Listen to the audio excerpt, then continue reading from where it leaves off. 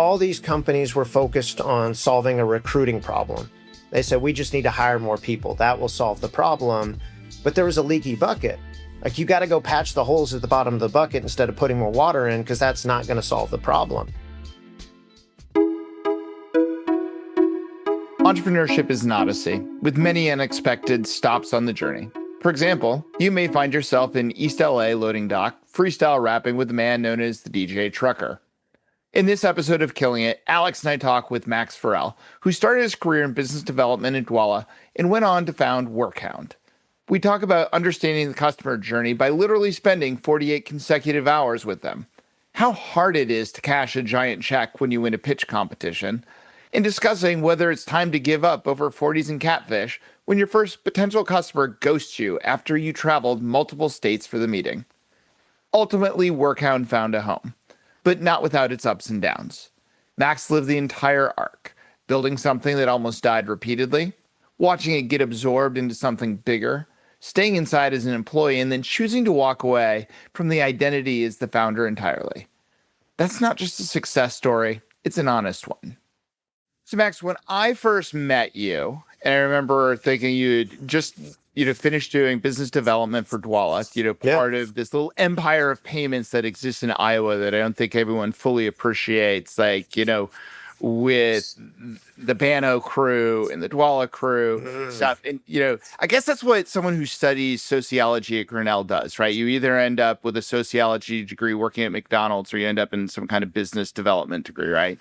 There aren't a lot of folks that took the for-profit route that graduated from Grinnell and majored in sociology. It was certainly a rare thing, but, I'm fortunate. Both of my parents are entrepreneurs, so I had seen that firsthand. And I think sociology gave a good lens into being a startup founder, just simply because you wind up being really good at customer discovery by default, because sociology is all about getting in the field, connecting with people, and understanding people. Oh, when we met, I think there you just gave me the through line. You started talking to me about trucking, and normally I scare people off with esoteric conversation. Alex, especially, his ability to go deep on some esoteric, financial service or fintech topic. But you started talking about one of the most overlooked labor markets in America, the trucking market. So why trucking? How did you find that as the place to plant the flag? Yeah, so with Dwolla, I was so there was so much passion and purpose in the work we were doing. We were disrupting the financial industry, and I was excited about the work I do. And we were in Des Moines at the time, and I would walk around downtown, sometimes in the Skywalk when it was cold, and see these people that work at these insurance companies that are just miserable at their jobs, walking in twos and threes, grumbling. I was like, why aren't they excited like me? Why can't they have this passion for their work? So I quit to launch a corporate innovation consulting firm focused on how do you create entrepreneurs inside companies. But I realized I was selling a vitamin, and I really wanted to solve a painkiller problem. And so I talked to a mentor and said, okay, well, which industry is hurting? He's like, well, do you know what's going on in trucking? I was like, who cares about trucking? It's an old, dirty industry. And he's like, no, seriously, look at the driver turnover rate. It's 95% year over year.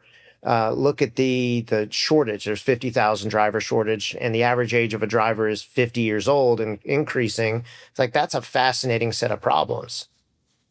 What was driving the turnover? I mean, that's absolutely insane to think the industry could even sustain itself with that level of turnover. I mean, there's a lot of things. It is a really hard job, and so unfortunately, trucking has become this job of last resort because you can't become a professional driver and drive across state lines until you're 21. They miss out on a lot of the people choosing that as a career out of high school. And so then they wind up capturing a lot of people in their 20s, 30s, 40s, 50s that it becomes their second, third, fourth career, and say, oh, I want to give trucking a choice. So you take those two factors and many others. It's a hard job. It's tough. Why weren't other people building this? I mean, it sounds like you kind of stumbled into it a little bit by accident. Is it just I notice a lot of times the disconnect between people who have sort of a lens on entrepreneurship, particularly when it's sort of tech Yeah. oriented versus entire sections of the economy where solutions from tech entrepreneurs would be incredibly useful, but it's just completely outside their lived experience. Was it that? Like what was the gap that other people weren't seeing? Well, I think the thing I've learned is that anytime you have an idea, there's already five people working on it somewhere. Right. And that held true. That there were probably, I remember keeping a running list of companies that did employee engagement stuff, period, in frontline workspaces and even in trucking. And there were like eight companies over the course of our journey that existed in some form or fashion. And we would win out either because we were tech focused versus services focused. We were just had a simple offering to the market versus just something that was overly complicated. And then there were some people that had like a good idea, they just didn't know how to go get customers. And we were able to go do that because like getting our first five customers was so brutally hard in that industry. It took like 18 months, and a lot of people would have quit then. So it was like this combination of just sheer stubbornness and just keeping it very focused that I think led to us standing out a bit more from the noise. So you stumbled upon a problem, but it's an industry you didn't come from. And I love this part of your journey. Talk to us about, and I think Alex is going to love this story, how you really got to know the inside of the cab and develop the empathy, what it means to be a truck driver. Yeah, in true sociology fashion, it's like go get in the field in customer discovery, go talk to the people. So I sat with executives and interviewed them. I just shadowed dispatchers at trucking companies, but I did a ride along. Like I rode with a truck driver from Iowa to Los Angeles. I slept in the truck, ate in the truck, showered at truck stops, and saw the beauty and the ugly of the road. And this was at a time when I don't know if you're familiar with paper logs versus electronic logs, but in the past, like prior to 2020, a lot of drivers would find ways to shortcut the system by using paper logs so they could drive longer. And so we would be driving sometimes like 16, 18 hours in a day, going from Iowa to Wyoming through the Rocky Mountains, the desert, and then getting into California. It was a wild ride. But what was crazy about it is that this driver, when he's not driving, he's a DJ, and he calls himself the turntable trucker. And so we back up to this dock in South LA, and again we've been going for 48 hours straight, barely any sleep. And he pulls out turntables from underneath the bed of his truck, plugs into the speaker system, and he starts jamming out. And if you know anything about trucking, like there's detention time. We were there for 7 hours waiting for the truck to get unloaded. And so you have nothing to do but kill time. So he's DJing, practicing for his next nightclub gig in Iowa. And at a certain point, I was like, hey, Charles, you got a microphone. He's like, well, what do you want a microphone for? And I was like, I want to rap. And at that point, he knew that I was a rapper. I've shared the stage with Jizza from Wu-Tang. I've shared the stage with Too Short. And so there's a video out there somewhere of me and the turntable trucker jamming out. I'm freestyle rapping. He's DJing. We're just in the back of a Peterbilt at like 9 a.m. in South LA. Just like, what else are you gonna do? And so the part of what made me fall in love in pursuing this problem was just the stories and the people, and that, in spite of the trucks and the equipment and the supply chain, and it's all about moving loads, like it's a people business. And that being a guiding point for us was really critical to just making this thing exist. I do love that story. And now I want to go out and try to hunt down that video. Before we get to kind of the focus, I guess, of this episode in this series, which is the killing it part, tell us a little more about what you sort of landed on as the product evolved in terms of what the solution was, how you solved the problem, how Yeah. you sort of stood out. Like what was the thing? Well, the biggest thing we saw was that all these companies were focused on solving a recruiting problem. They said, we just need to hire more people. That will solve the problem. But there was a leaky bucket. Like, you got to go patch the holes at the bottom of the bucket instead of putting more water in, because that's not going to solve the problem. And there were some of these companies that had $5 to $8 million a year recruiting budgets just to keep their trucks full because of how high the turnover rate was. And what we realized is just something pretty basic is like if you listen to your people, act on what they say, and tell them what you did, good things happen. So let's build a feedback loop. And so what we wound up building with WorkHound was a real-time feedback loop. Workers share feedback anonymously. Companies get insights into trends, patterns, issues, where things happening across the business. And then we gave them tools and analytics to follow up with the workers that had issues, and then close the feedback loop so they could say, hey, we're listening, we're working to get better, and your voice matters. And so that was the whole thing, is like, listen to your people, act on what they say, tell them what you did, good things happen. And that's what we just kept improving on year over year, to the point where WorkHound started to get baked into the culture of a lot of the key partners that we had, where these companies were operating with a culture of curiosity, and really just changed the way they thought about their people, their business. And that was probably the most rewarding thing, is just companies started to give a damn when they historically hadn't.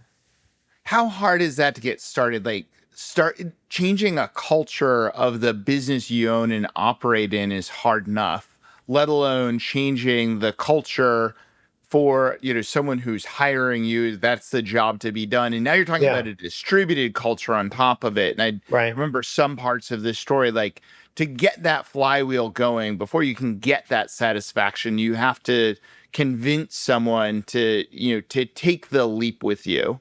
So start, taking us through the entrepreneurial journey, like the highs and the lows of the early days of getting started. Yeah, well, we first off, like, you had to, I think part of the thing that we recognized is that you had to lead with the economic pain. Because if you said, hey, make your people enjoy work, they're like, we don't care. But if you say, like, it's costing you $8,000 every time somebody walks out your door, and you weren't proactive, then they care a little bit more. It's like, hey, Yeah. what if you can pay a couple $1,000s a month and save tens or hundreds of thousands a month? Is that interesting to you? We had three first customers, and I remember, I know you're probably curious about moments where it's like we were like throw in the towel. But one of our first times, we drove from Iowa down to Arkansas, and we had our first pilot customer. They had agreed to install WorkHound, and we said it was important to be in person to go do this. And an operations manager objected to rolling this thing out to them. And they were like, we're not going to do it. So again, drove 10 hours, first customer. And 20 minutes later, Andrew, my co-founder, and I were sitting at this catfish restaurant in Arkansas, just drinking 40s. Like, they sold 40s. We're like, this calls for 40. And we're just looking at ourselves like, what are we doing? Like, we drove 10 hours for nothing. We don't have another immediate customer. Like, we got to go. Like, do we throw in the towel? Do we pivot? And unfortunately, like, we just kept chipping away, and we're able to score our first customers through a few creative strategies, which I could go into if you're interested. Yeah. Well, I mean, let's get the build. I think people need, before we get into the killing it portions of it, people need to understand, like, the opportunities and what you had built towards here.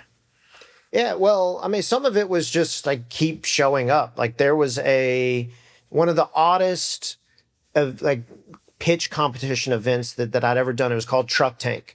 So this group put on this Shark Tank-esque show for entrepreneurs doing something around the trucking industry, and it was at this big truck show, trucks all around, and they filmed it, and WorkHound wound up winning Truck Tank. I think it was the only time it ever ran. So, like, historically, only winners of Truck Tank in life. And so we got this huge check, this $5,000 check. We got press written about our big win, which led to our first customer. But probably, one of the most awkward things was taking this big check and walking out of this convention center, because nobody prepares you for a big check. Like, you can't take it to the bank. So I remember taking it to the car, and somebody asking for money, and I was like, I can't tear off a piece of this check and give it to you. And so it's just, surreal moments like that. But fortunately, that event led to press that led to our first customer, and then they led to our next one, and then there's a ripple effect from there. I'm curious, for the first customer, the initial hypothesis around closing the feedback loop, in that working, there have to be greater details below, like the actual tactics of closing the feedback loop. What was the original hypothesis, and did it actually work out of the gate? Yeah, well, one of the hypotheses was again create that feedback loop. Be proactive instead of reactive. Don't do an exit interview and wait for an autopsy, but make it where people can share feedback anonymously, and you can have a way to request to connect with that person. So our whole thing was anonymity. You can do something about, because often anonymity gets thrown into the void. What we were able to do is say, reach out to this person, and ultimately became two-way anonymous messaging over time, where workers could share an issue. The company could say, oh, we can fix this. And they could go in and have a chat with this person to work through an issue and just have more at bats to address issues or grievances, and then figure out what does it take to improve our business at the micro level with the individuals, but then the macro level. And there were all these strategic changes that wound up coming out of the data to see, oh, we have low satisfaction in this area of our business or this location. We got to fire this manager or coach him up. So these companies often operated with operational data and financial data. We gave them the third leg of the stool, which was people data.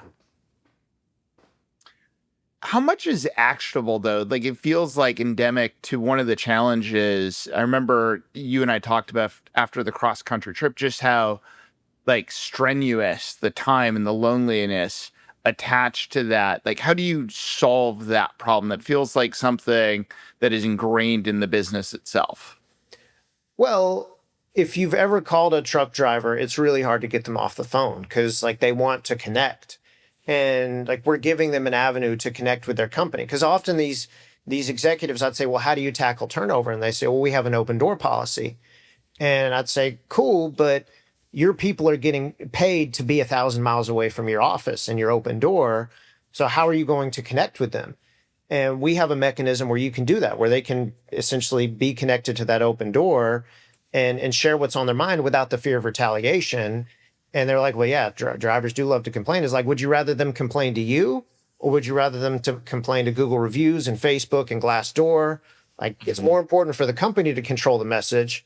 So it's your call. And then ultimately it's their call. Are they going to use the tool to take action, or are they just going to justify, explain, and defend why they're not going to change? Yeah. I mean, that reminds me, Tab Bank, which stands for Transportation Alliance Bank, that we've known for many years. Their highest rated customer service representatives in the call center were the ones that were chattiest, right? Like they would end up with truck drivers calling in, to deal with an issue, but would also just have a long chat. What they realized is the metric that they needed to optimize around wasn't how short was the time to resolution. Satisfaction came from they had a relationship with someone in the call center. All right. So before we go to the break, so you got the first customers and you're beginning, is it now a clear runway and you're beginning to take off? It was always like like this along the way. And then, maybe a little down, like nothing's ever a straight line. If they are, I would love to work in that business. But it would be, we built up enough momentum, then it'd go raise some more capital to put some gas on the fire. And oddly enough, anytime we would raise, we would struggle again, just because I would focus on fundraising versus top of funnel. And a lot of WorkHound's motion was founder-led sales. But it was, it was ebbs and flows. Like there'd be moments where we felt like we had everything figured out. And then there were moments where, it's like everything is about to break and this is a dumpster fire. Like that's just the roller coaster we signed up for.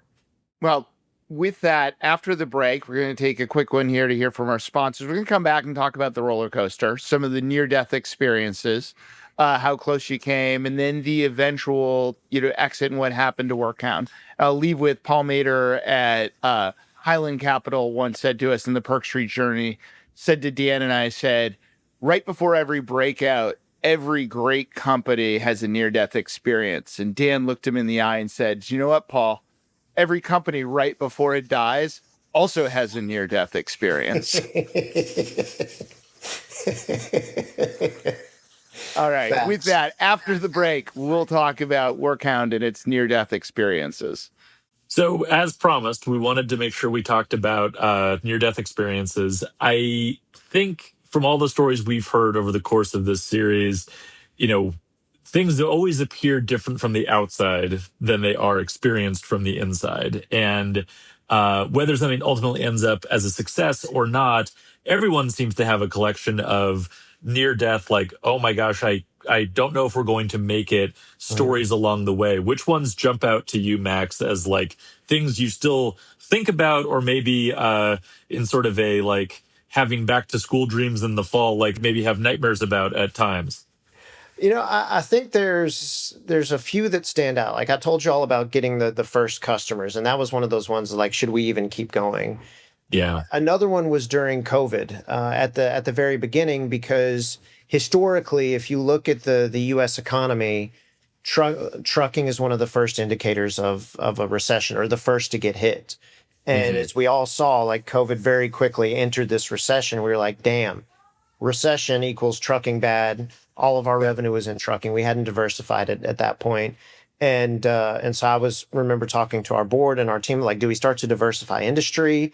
Like, do we buckle? How do we buckle down to weather the storm? And I remember basically being at a point in the early days of that, like trying to just give our product away, just to like get into more places, to hope down the road, all right, that these companies will pay us more. Like it felt that desperate. But what was interesting in COVID, like that fear wound up being an advantage, because trucking was even more needed. And it led to this great boom in transportation, because everybody wanted new refrigerators and new four-wheelers and new patio furniture. And so truckers became heroes, and WorkHound started to become a bit of a thought leader in the space of like, what are drivers saying during this very tumultuous time? So we were really fortunate that we were able to turn this moment where we were like, man, this is not good. Like I remember having some concerning board meetings to saying like, hey, I know we thought about pivoting to other industries. We're doubling down here because the iron is hot. So that one we were very fortunate it turned around. I would say another one was in late 2023. I remember we were struggling on revenue simply because trucking was in this freight recession. So COVID, you had this spike, and then all of a sudden everything started to balance out, where people didn't need to buy patio furniture anymore. They had already bought it, and there was just this great resetting of the industry, and it went through its longest freight recession ever. And so we were in the middle of this slog, and we'd raised a Series A growth equity expecting to burn a bunch of money to grow, and we weren't growing at the rate that we wanted to. And so I remember looking at our board, and I think we had like 4 months of runway the way we were burning money, and had put together some plans for how do we go fundraise. And in short, the board, we didn't come to an agreement on how do we capitalize the business. And I remember a board member saying, you need to run off the cash you have. And they were looking pretty bleak of like, how are you going to turn this around? Because you only have 4 months of runway. But fortunately for us, is like the company's DNA is built on running lean and scrappy. And I remember putting together a plan of like, this is how we're going to go get profitable and break even and control our own destiny. And it led to like just brutally hard calls of how do we structure the business differently so that we don't have to worry about additional financing. And because we were looking at, do we wipe out the cap table in order to do a financing, or do we go back to scrappy us? And I remember calling some investors saying like, hey, here's some of our options right now. And they're like, we'll back scrappy you, like go make it happen. And we did. We got the business profitable, and that put us in position to go get the exit. But it wasn't without that like just brutal moment of realizing like we have 4 months to right this ship or else. What were some of the toughest parts of making that call? Like, did you ever come to a point where you're like, is this even worth it? For sure. It's because there's always I'm as an entrepreneur, you're a betting person.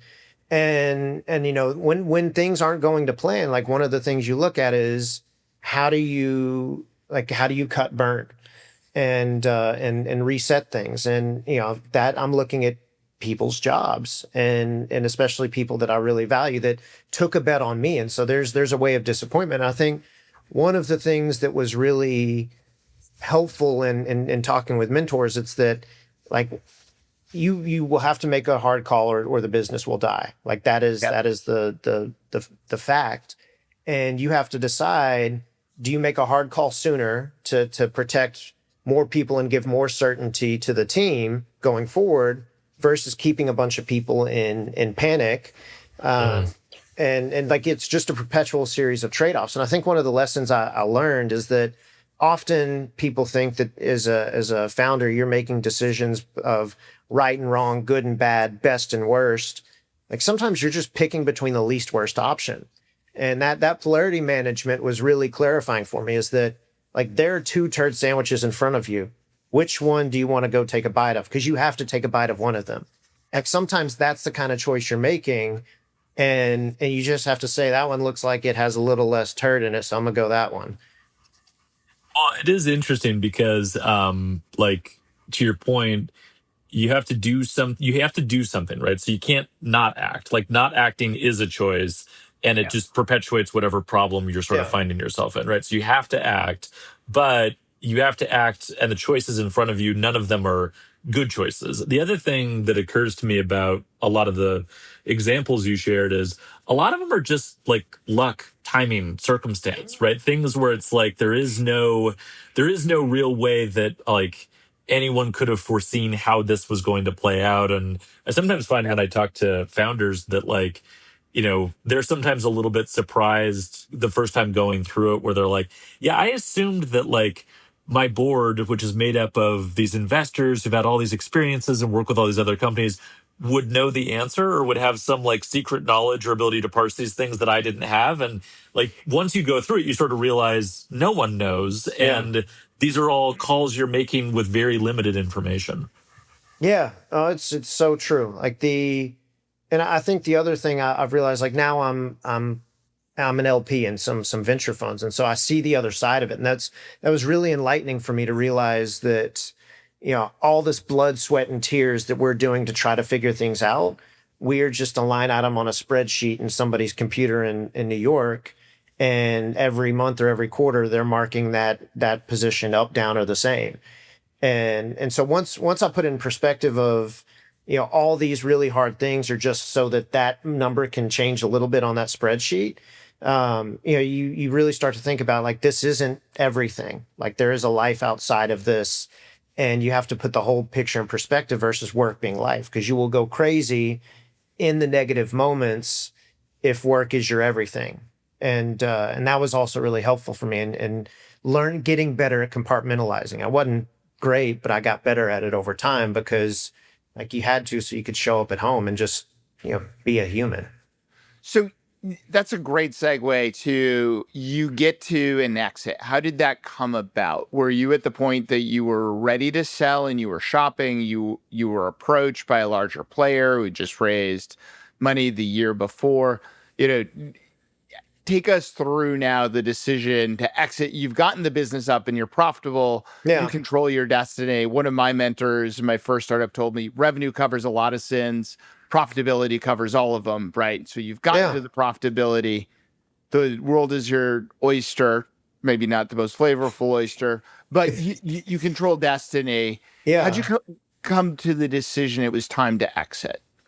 I mean, there's a few different things. Like there's like one of them is just recognizing the business had four stakeholders. It had the employees, it had the investors, it had the founders, and it had the customers. And anytime I'm making a decision, it's what is the best decision for this set of stakeholders, or in some cases, like what is the least worst.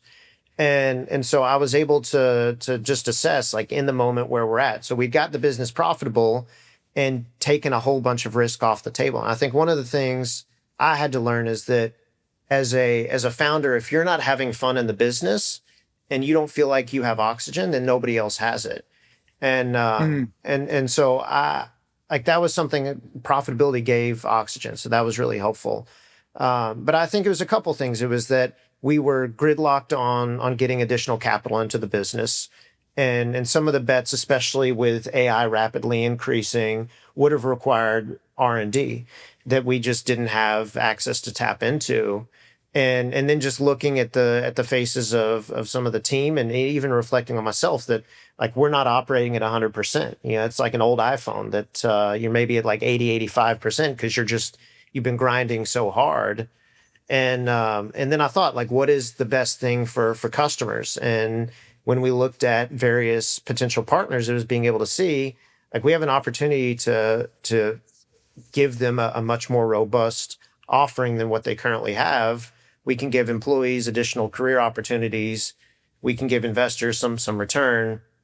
So again, it was thinking about like what leads to the ideal outcome given the set of constraints and trade-offs that exist in front of us. One thing I'm curious about, you mentioned a bunch of different stakeholders who you were kind Mhm. of thinking of as a part of that decision. How did you sort of, and this might not have been a conscious thing, it might have just been sort of unconsciously where you landed, but how did you sort of like weigh the interests of different stakeholders, right? Because probably not everyone is going to have exactly the same view on if like now is the right time to Yeah, exit and like what the best thing is. And there's like co-founder, there's employees, even among employees, there's like early employees, later yeah. employees. Same thing with investors. There's obviously customers. Like, how did you experience the thinking about what the right outcome or ending was balanced across all those different groups? Yeah, so we were fortunate that we had multiple term sheets when at the finish line, and that's all I wanted was to be able to have optionality. Like I think anytime you run a an exit process, like you just want choices versus being forced. And again, it was just really looking through each of them and just assessing, like here's the worldview of if we go with company A versus company B versus company C, and then like selfishly it was as the founders it's like which one is more exciting for me too, because like one of the ugly things about starting a business is that like yes you want to achieve some sort of additional wealth for you and your family, but more often than not it usually ends with indentured servitude of some period of time, and like you go into this to be your own boss, but in order to achieve the fruits of that labor you have to go work for someone else for some period of time. Right. It's like the most bizarre, maddening thing that I don't think it's talked about enough. But so yeah, it was weighing all those factors and then just saying, okay, this is a place where I know my like with the reason we partner with WorkStep, I know our customers will be taken care of here. This is a net positive for them. Our team has, not everyone from the team went over, but for that team, like we can take care of them in a pretty good way. For investors, again, path to liquidity for them, and then for founders, like it was interesting work and a new opportunity to go learn from another company and just soak that in. So let's talk about your year of indentured servanthood, right? And it worked out to be almost a year, right? Just shy, if I So remember. it was I was there full time for 6 months and then stayed around as an advisor until the exit, but I wasn't as involved at that point. What did there's been a lot written about this more recently that actually post exit feels a lot like grief. And they describe, and it's interesting because it almost overlaps perfectly with you. They describe this 6 months of euphoria, right? Like you've crested the mountain, but then they call it the valley of shadows Yeah. afterwards. I'm curious if like that timeline goes with you, right? Because you said you started it to be your own boss, you end up in the indentured servanthood, but then also you come out the other side, and this thing that you had built is no longer yours; it belongs Yeah. to somebody else. Well, like on that front, fortunately, like Dynamo was one of our investors out of Chattanooga, and some of their founders they exited their company. I remember them saying like the moment that we handed the keys over to the building, that business was no longer ours, and they made all these promises of nothing's going to change, and ultimately everything changed, but it wasn't their call anymore. So it was a very helpful reminder that when you do that handshake or sign that piece of paper, it's not your call, and you just have to be at peace with that. And so fortunately, like I wasn't like hoping that there was going to be some substantial change or thing. It was just more of like, this is the choice that we made. Let's go forward. And I'm going to go treat this like an MBA and go learn how another leader leads. How does another company operate? How they communicate? What are the tactics and strategy that maybe I was missing out on that I can be better? It's like, how can I treat this as a course for me leveling up for my future endeavors versus being pouty and bitter that they're not doing it the way I would have done it? Because that I could have done that. I know plenty of other founders that have done it. It's just not helpful or healthy. That's a very good mindset to take, and I don't think I've heard that exact expressed that way before. Although I always like to think of every chapter of my career as like getting paid to learn something new. So that's a great way Ideally. of putting it. What was one thing that you learned when you had that mindset watching during that 6 months in particular when you were really engaged?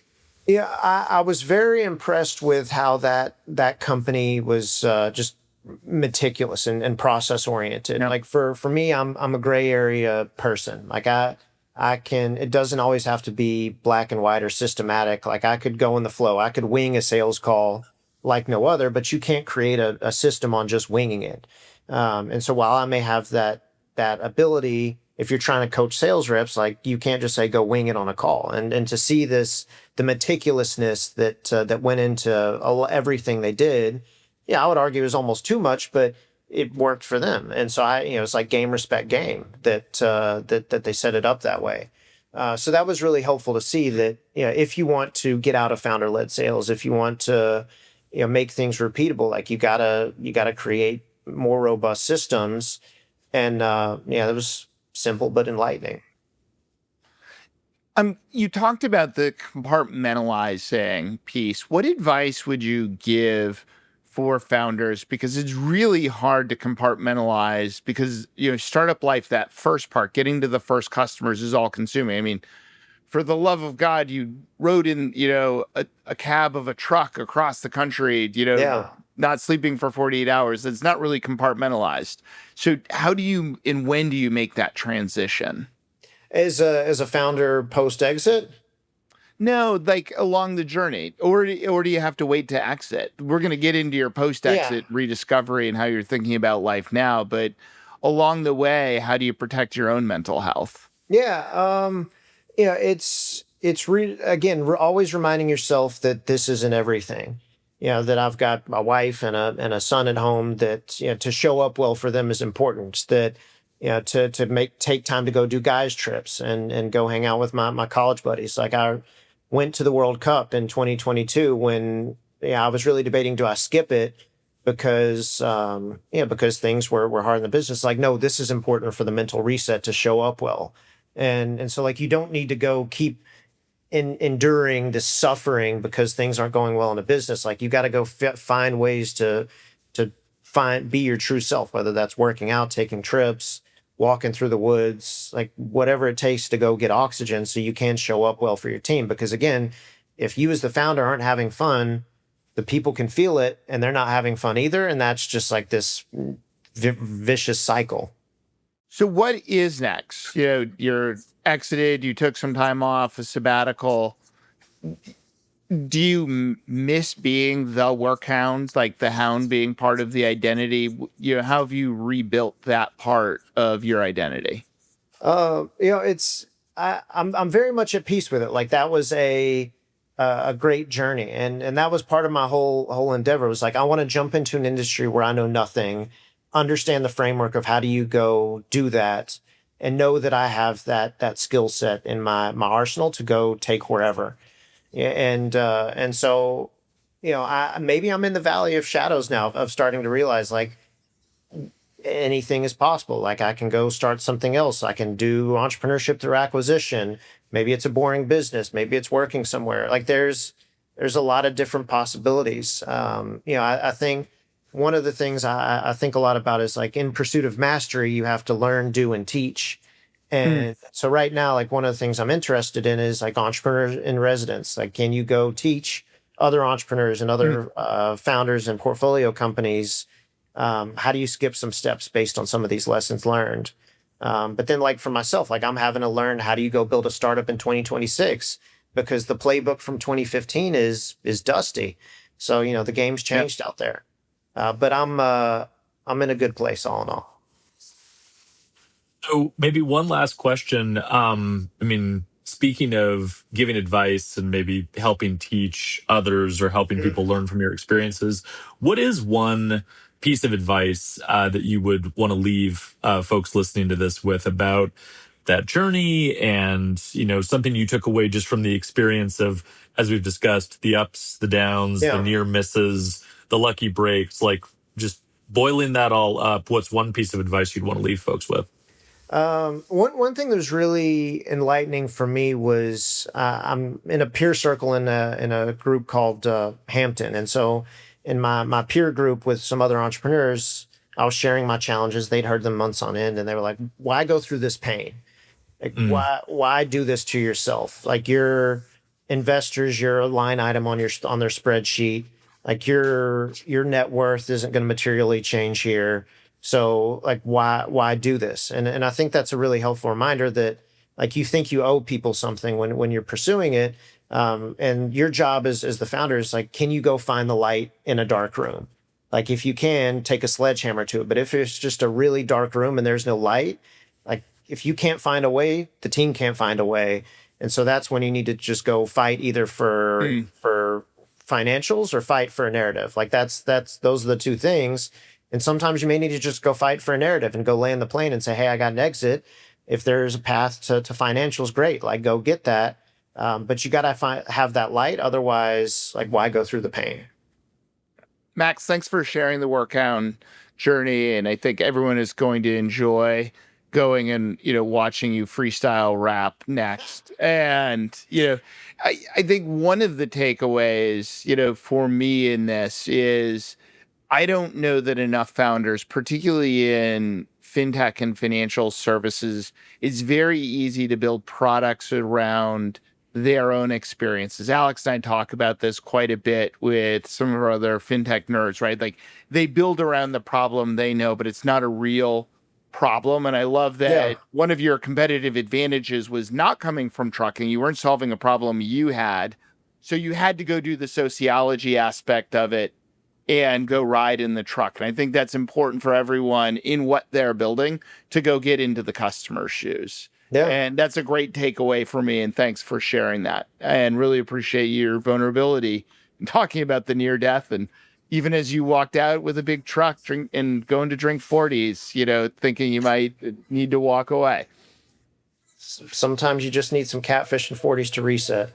Yeah. that's a great place to leave it. That is going to be the title of the episode. Thank you.